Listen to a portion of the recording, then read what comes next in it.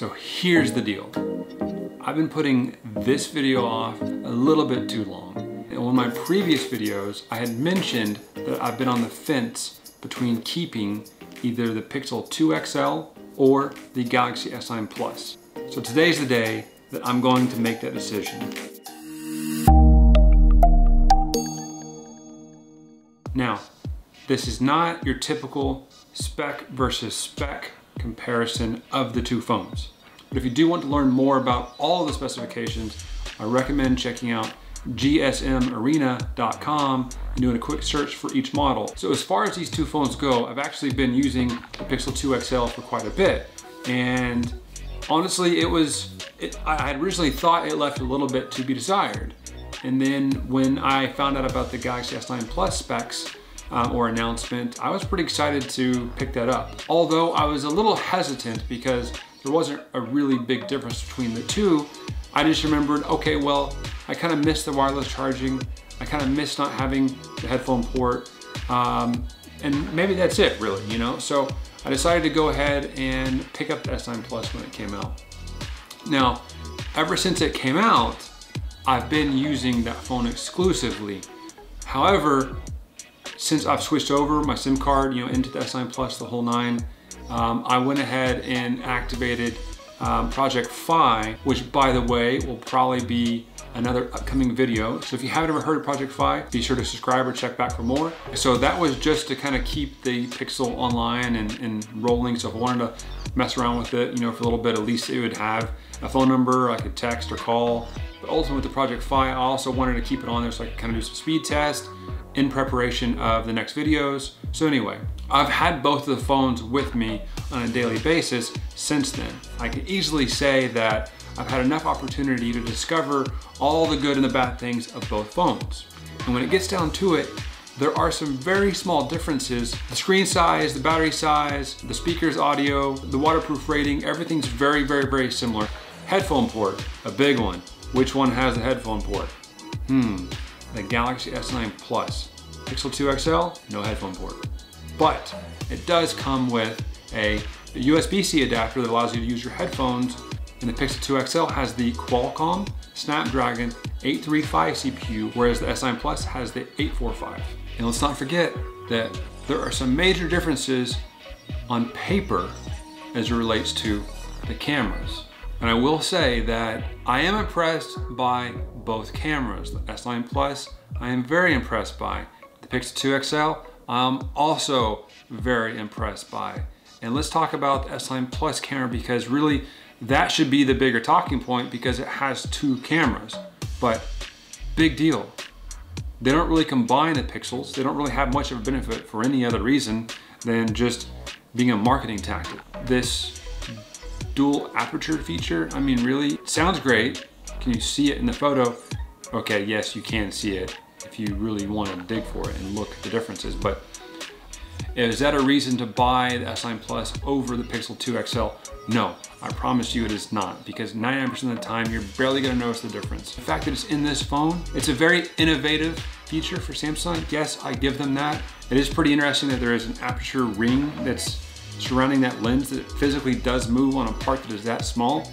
Now, talking about the physical differences of these devices, the S9 Plus is a little bit narrower on the width, but the height is about the same.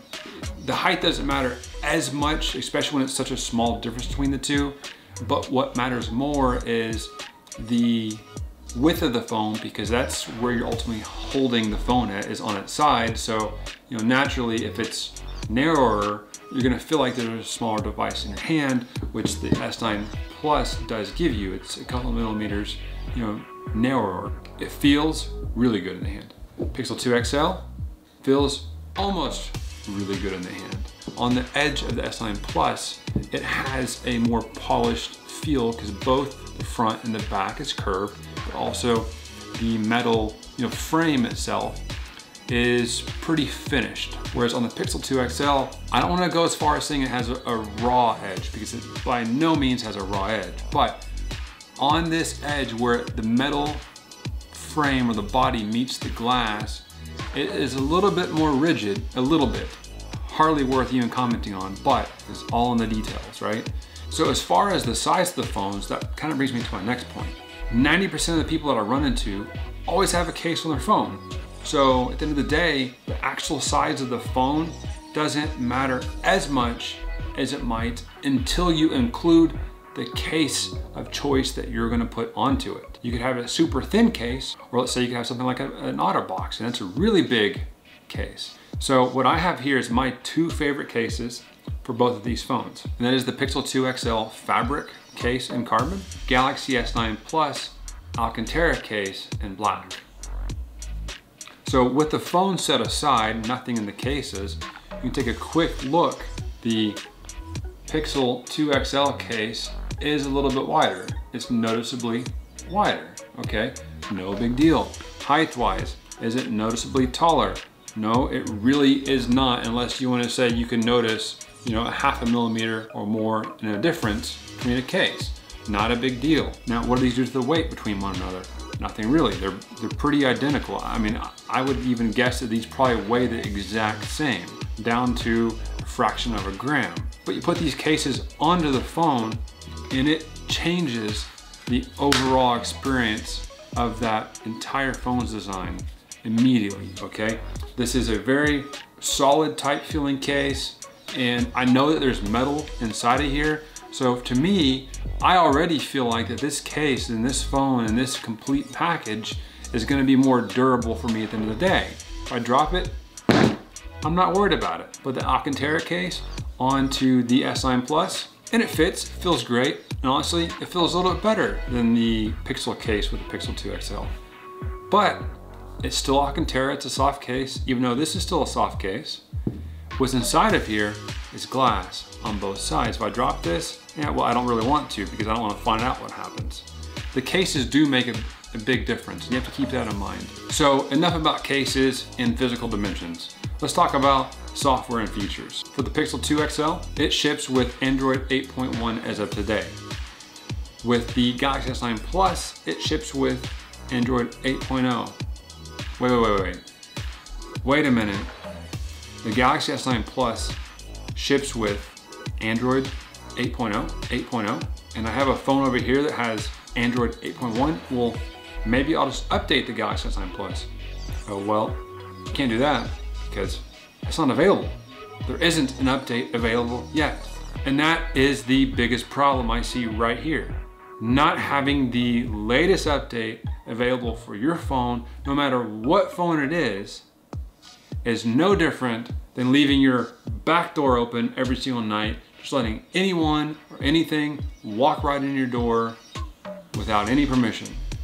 Because ultimately, if you do not have the latest system update on your device, then you're going to be vulnerable to any kind of exploit that may exist between the time of the current update and the previous update. Samsung and other Android phone manufacturers have been known to take days, weeks, months, and even over a year or more to provide or push out the latest update for that device. And to me, that is a big problem, and you should realize that. Now, if you don't care about leaving your back door open every single night, then feel free to go for the Galaxy S9 Plus, because it does have some good features that one-ups the Pixel 2 XL. One of my most favorite is the wireless charging. But besides just the wireless charging, S9 Plus actually has a headphone port, and that's nice. However, the Pixel 2 XL does have an adapter, and it's not really that big of a deal. What I like to do is attach the adapter to my headphones, that way they're always with them. The only downside is with the adapters, you can't charge at the same time. However, there are some adapters and accessories that exist out there, just not one that came with the Pixel.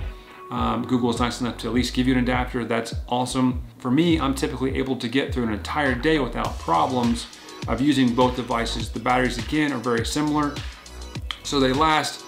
I don't ever have to charge it before the end of the day's up. Samsung has its own, version of its Google Assistant. It has the Bixby.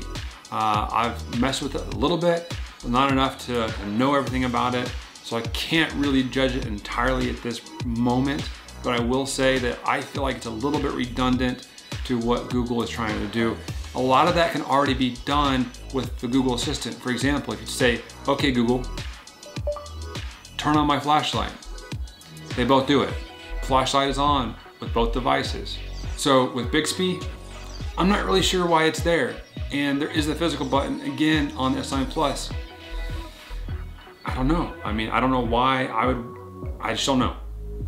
I'm just not feeling it. Like I'm just not feeling Bixby. So, you know, let that be known. Not feeling it right now. Not sure if I ever will feel it, Samsung. So one of the other big things I do not like about the Galaxy S9 Plus is the launcher. When the Pixel 2 XL came out, that was the first time I felt like I did not need a custom home screen launcher. And that's just because Google's vanilla version of its own launcher is just that good. And the swipe to the left for the Google Now feed, I mean, come on. It's perfect. It's like, I don't even know what it was called, but the original HTC, you know, swipe left for whatever that was. I mean, that was perfect. Now with the Galaxy S9 Plus, it's a little bit of a different experience. And you really don't have the native Google Now option there. You have Bixby. And again, that just goes back to the whole Bixby conversation. I think that Samsung's trying to do too much with Bixby. So a couple of other things here real quick as it relates to problems with both devices. Just like anything else in technology, nothing is perfect, right? We all get that. But, you know, with the Pixel 2 XL, you know, I've had very few crashes or issues as it relates to bugs. And I'll go as far as to say that, you know, people that I know that have iPhones, iPhone X and whatever else, I hear more about their issues or problems with iOS more than I'm even personally experiencing issues with Android 8.1. And I do a lot on my phone. I should be finding a ton of bugs if they exist. And I'm just not. They do exist, don't get me wrong, they're definitely there. There's some small things, like there could be some improvements with, you know, outbound calls, maybe the volume or Bluetooth isn't working as good as it should, you know, but again, nothing's perfect. And when you go back over to the Samsung or the S9 Plus, which has the Android 8.0, okay, some of the same issues are there, but there's actually more issues. And at first I thought, well, maybe it's just because it's 8.0, or maybe there's a patch coming out that'll take care of some of these things. And even though the S9 Plus has a better CPU, which is 845 Snapdragon, and that it has more RAM than the Pixel 2 XL, the issue is still that Samsung has their layering of software on top of the, you know, the vanilla Android operating system and skin.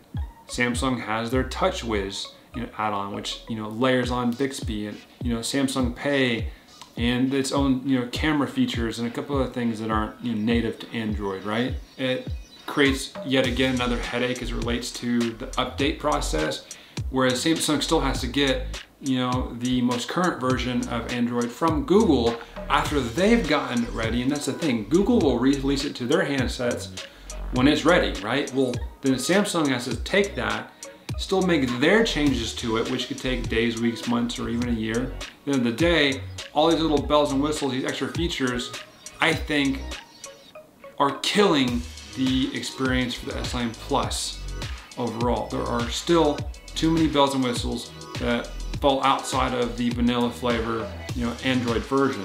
I've been using the Samsung keyboard exclusively on the S9 Plus. The predictive text and everything is simply not as good as Google's own keyboard. Now, I know I can easily set that to the Google keyboard, but the thing is, majority of people out there do not even know how to do that. And that's what's frustrating, is that Samsung sometimes doesn't realize that they're dealing with a wide variety of consumers. If anything, give them the stock Google everything and then suggest options to add back into their, you know, modified versions versus making it default. I think that's where they're going wrong in a lot of, you know, situations. I could definitely go on and on and on about both of these phones. No matter what, you're still making a good decision. With all of that being said, which phone do you think that I will ultimately decide? Is it the S9 Plus or the Pixel 2 XL? I may have to think about that for just one more minute. Okay, it's decided.